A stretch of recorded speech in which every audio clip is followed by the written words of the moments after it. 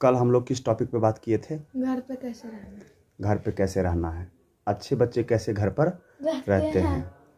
तुम बताओ। सबसे पहले सुबह उठ के धरती माता को प्रणाम करना है, उसके बाद दादाजी को, उसके बाद फिर दादी को, उसके बाद फिर पापा को, उसके बाद फिर मम्मी को प्रणाम करना है। उसके बाद फ्रेश होना है, फिर एक आध घंटा मिले तो पढ़ लेना है। हाँ, अगर सुबह में पॉसिबल हो पाए तो ज़रूर 1 घंटे की पढ़ाई होनी चाहिए, क्योंकि सुबह सुबह हम उठते हैं तो हमारा माइंड जो होता है बिल्कुल फ्रेश होता है, साफ़ होता है, क्योंकि सो करके उठते हैं, है ना। तो उस समय में याद करने वाली चीज़ें कर लेनी चाहिए। अब कुछ बच्चों की आदत होती है लेट तक सोने की, तो ये सही नहीं है, ये सही नहीं है बिल्कुल ही। मतलब कोई अब 7 बजे उठ रहा है, 8 बजे उठ रहा है, नहीं 9 बजे नहीं, तो ये तो बहुत ही गलत है। 9 बजे अगर कोई उठ रहा है तो इससे बढ़िया है कि उसको जो है फिर मार पड़नी चाहिए, है ना। 9 बजे अगर कोई उठ रहा है, 10 बजे उठ रहा है, तो फिर उसको तो पेरेंट्स को चाहिए कि पिटाई कर दे बहुत अच्छे से। सर बड़ा आदमी को कैसे पिटाई करेगा? बड़ा आदमी? पापा। अरे तो वो तो काम धंधे वाले आदमी है ना, तो रात में लेट सोते भी होंगे। ये सर 12 1 बज जाता होगा सोते। तुम लोग तो टाइम से सोते हो कि नहीं? फिर बड़ा आदमी वो तुम्हारे जैसा क्या टाइम से स्कूल जाते हैं, पढ़ते हैं, खाते हैं, सोते हैं क्या? कभी कोई काम लग जाता होगा, कभी कोई काम लग जाता होगा, तो ये कोई तरीका नहीं है। तुम स्टूडेंट हो ना, ये सारी जो बातें हैं ये स्टूडेंट के लिए बताई जा रही है ना। तो स्टूडेंट वाले लक्षण अपने अंदर ले आओ। और स्टूडेंट के क्या लक्षण हैं? 5 लक्षण होते हैं। कौन कौन से? कागचेष्टा, वकोध्यानम, स्वान निद्रा, अल्पाहारी, गृह त्यागी, है ना। ये 5 लक्षण है। आई बात समझ में? तो इन 5 लक्षणों में पहला हम क्या बोले थे? कागचेष्टा। कौवे की तरह चेष्टा होनी चाहिए। कौवे की तरह चेष्टा मतलब जैसे देखते हो कोई कौवा अगर रहता है कहीं पे और कोई सामने से अगर छोटा बच्चा हाथ में रोटी लेकर के या कुछ लेकर खाने वाली कोई चीज़ अगर लेकर के गुजरता रहता है तो टकटकी लगा करके देखता रहेगा। जैसे ही बच्चे की नज़र इधर उधर हुई, ध्यान उस खाने पर से हटा, तुरंत उड़ करके आता है और लपक के ले जाता है और चला जाता है, डाली पे बैठ जाता है और इधर बच्चा रोता रहता है। वैसी चेष्टा होनी चाहिए, ठीक है, पढ़ाई में। दूसरा हम क्या बोले? ध्यान। स्वान निद्रा। क्या बोले? स्वान निद्रा। सो तो कैसे सो? सो कुंभकर्ण की तरह नहीं, कुंभकर्ण की तरह नहीं सोना चाहिए। हाँ, स्वान मतलब होता है कुत्ता। स्वान मतलब क्या होता है? कुत्ता। इसका मतलब ये है कि जैसे कोई कुत्ता को सोते हुए तो देखे होगे रोड किनारे जो सोता रहता है, जैसे ही उसके बगल से कोई हल्का सा भी आहट करता है या बगल से गुजरता है, तुरंत वो जाग जाता है। तुरंत क्या करता है? वो जाग जाता है और तुरंत घूम के देखेगा कौन था, कहाँ था, और उसको अगर कुछ खतरा लगेगा तो तुरंत वो फिर अटैकिंग मोड पे आ जाता है, और नहीं तो डर के भाग जाएगा। यही करता है ना कुत्ता। तो स्टूडेंट को भी ऐसा ही होना चाहिए। अटैकिंग मोड मतलब हमला के उसमें पोजीशन पे आ जाता है वो, अगर उसको खतरा लग जाता है तो, अदरवाइज भाग जाएगा, ठीक है। तीसरा क्या बोले थे? अल्पाहारी। अल्पाहारी मतलब खाना लिमिट में खाना है, थोड़ा भोजन करना। हाँ, वो उस पर भी आएंगे, ठीक है ना। तो खाना भी कम खाना चाहिए, ठीक है ना। ये नहीं कि एकदम भरपेट खा लिए, एकदम इतना खा लिए, ठूस ठूस के खा लिए कि अब तो सर पढ़ेंगे तो क्या, अब तो नींद आ रही है मुझे, तो ये नहीं होना चाहिए। नींद वगैरह को तो भाई त्यागना पड़ेगा, क्योंकि ये कौन सा अभी लाइफ चल रहा है, स्टूडेंट लाइफ चल रहा है ना। तो स्टूडेंट लाइफ में खाने पे कंट्रोल होना चाहिए, ठीक है। खाते हैं तो हमको नींद कहाँ आता है? पढ़ाई करने बैठना नींद आ जाएगी। तुम ठूस ठूस के खाते हो तो तुम्हें नींद नहीं आती है? आलस तो चलो नींद नहीं आती है, बहुत ज़्यादा नींद परेशान नहीं करती है, ठीक है ना, लेकिन आलस तो आ ही जाता है। अब पेट भरा हुआ है बिल्कुल ही, थोड़ा सा भी खाली नहीं छोड़ा है आपने, भरपेट खाना खा लिया है ना, तो बैठ के पढ़ पाओगे इस तरह से? जिस तरह से बैठ करके हम लोग नॉर्मली पढ़ लेते हैं उस तरह से पढ़ तो नहीं पाओगे। मन करेगा थोड़ा सा लेटने का या आराम करने का, करता ही है। तो खाना जो है हल्का खाना चाहिए, ठीक है ना। 1/4 भाग जो है हमारे पेट का वो खाली रहना चाहिए।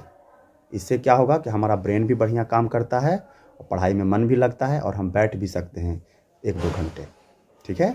इसके बाद क्या बोले थे? वको ध्यानम। वकोध्यानम। वको ध्यानम मतलब, वको मतलब क्या होता है? बगुला। बगुला की तरह ध्यान होना चाहिए।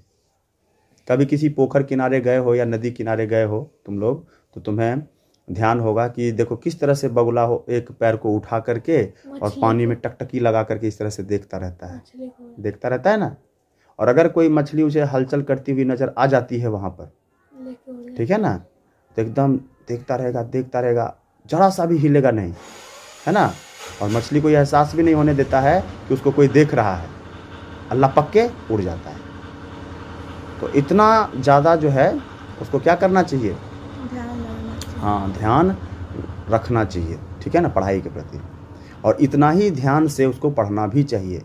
जब हम कोई चीज़ पढ़ते हैं तो पढ़ाई में जब हमारा पूरा ध्यान रहता है, 100% हम एकदम कंसंट्रेट होकर के उसको पढ़ते रहते हैं, समझते रहते हैं, तो हम उसको फिर जल्दी कभी भूलते नहीं हैं, ठीक है ना। तो ये है पढ़ाई का तरीका, ठीक है। और भी कुछ छूट गया है? Yes, record. क्या था? गृहत्यागी। गृह त्यागी। हाँ, देखो घर पे है ना, बच्चे दुलार लाड़ में पड़ जाते हैं, है ना। पेरेंट्स होते हैं, दादा दादी होते हैं, और भी रिलेटिव होते हैं, चाचा ताऊ, अगर बड़ी फैमिली है तो चाचा ताऊ भी होते हैं, है ना। तो उसमें क्या होता है कि घर का जो माहौल होता है ना, वो फिर पढ़ने वाला नहीं होता है। दुलार प्यार में ही बच्चा बिगड़ जाता है ना। तो इसके लिए शास्त्रों में एक चीज़ और बताया गया है कि भाई घर का त्याग तो करना ही पड़ता है शिक्षा ग्रहण करने के लिए, यस। है ना। टेंथ। तो देखो पहले के ज़माने में तो क्या था? गुरुकुल था। पहले के ज़माने में गुरुकुल हुआ करते थे ना। अब गुरुकुल एक ऐसी जगह हुआ करती थी पहले के ज़माने में कि वहाँ पर राजा का भी बेटा पढ़ता था और किसी गरीब का भी बेटा पढ़ता था, और दोनों को समान दृष्टि से पढ़ाई जाती थी, किसी को कोई खास फैसिलिटी नहीं मिलती थी। जिस गुरुकुल में भगवान कृष्ण पढ़ रहे थे, उसी गुरुकुल में कौन पढ़ रहे थे? भगवान कृष्ण के दोस्त का नाम बताओ। सुदामा। सुदामा। सुदामा जी भी वहीं पढ़ रहे थे और दोनों की दोस्ती वहीं पे हुई थी, ठीक है ना। और इतनी गहरी दोस्ती थी कि आज भी देखो उपमा दिया जाता है कि नहीं। दोस्ती हो तो फिर कृष्ण और सुदामा जैसी होनी चाहिए, ठीक है ना। तो यही है कि आपको जो है घर का त्याग करना ही पड़ेगा, है ना। अगर मान लिया जाए शुरुआती टाइम में, जैसे कोई 3, 4, 5 में बच्चा है या 8, 9, 10 में बच्चा है, ठीक है ना, तब तक तो घर पे रह ले, कोई बात नहीं। वैसे तो विधान ये है कि जैसे ही बच्चा पढ़ने लायक हो जाए, है ना, 8-10 साल का हो जाए, उसको घर से बाहर निकल जाना चाहिए, या पेरेंट्स को चाहिए कि उसको बाहर भेज दें पढ़ने के लिए। लेकिन अब थोड़ा सा सिनेरियो बदल चुका है। पहले क्या बोलते हैं, गुरुकुल में बहुत सारी फैसिलिटी थी, सब जो थे वहाँ के जो केयर टेकर्स वगैरह जो थे, है ना, बहुत अच्छे से रखते थे बच्चों को। लेकिन अब थोड़ा थोड़ा टाइम में बदलाव आ गया है, तो अब इतनी ज़्यादा केयर बच्चों की नहीं होती है। तो पेरेंट्स डरते हैं कि अपने बच्चे को कैसे बाहर भेजें, दूसरे को कैसे सौंपें। घर पे रहेगा तो अच्छे से पढ़ लेगा, ठीक है ना, पढ़ तो लेता ही है, लेकिन वो वाली फिर उसको माहौल नहीं मिल पाती है जो कि एजुकेशन के क्षेत्र में मिलना चाहिए, ठीक है। एक रूटीन में बंधा हुआ होता है बच्चा, टाइम से सोना है, टाइम से उठना है, टाइम से जगना है, टाइम से पढ़ना है, टाइम से सारा चीज़ करना है उसको। और डिसिप्लिन का होना किसी भी स्टूडेंट के लाइफ में बहुत ज़रूरी है। अगर उसके लाइफ में डिसिप्लिन नाम की चीज़ नहीं है ना, तो फिर वो स्टूडेंट कहलाने का अधिकारी ही नहीं है। समझ रहे हैं कि नहीं। तो अगर आप चाहते हैं कि आपको कोई स्टूडेंट बोले, तो आपके अंदर पूरा डिसिप्लिन होना चाहिए। डिसिप्लिन नहीं है तो फिर और आप स्टूडेंट नहीं हैं। जब अनुशासन ही नहीं है जीवन में, तो फिर स्टूडेंट काहेगा, ठीक है ना। टाइम का कोई वैल्यू ही नहीं है, कभी भी सो रहे हैं, कभी भी जग रहे हैं, कभी भी पढ़ रहे हैं या नहीं भी पढ़ रहे हैं, तो ये सब स्टूडेंट का लक्षण है। ये सब स्टूडेंट्स का लक्षण नहीं है। विद्यार्थी को तो बिल्कुल एकदम अटेंटिव होना चाहिए ऑल द टाइम। आया समझ में? अच्छा, इसके बाद और हम क्या बोलने वाले थे? कुछ और छूटा है? नहीं। सारा चीज़ हो गया कवर।